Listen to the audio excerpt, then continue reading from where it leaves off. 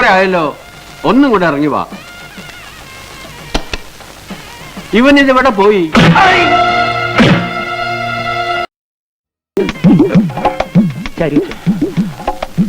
കണ്ണാടി കൊള്ളാല്ലേ, ആളെ നോക്ക്.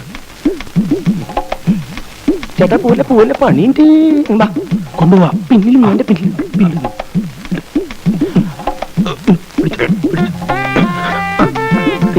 കുട്ടപ്പനാ താഴെല്ലാം പോയിട്ടാ. വണ്ടി പോട്ടെ, വണ്ടി പോട്ടെ.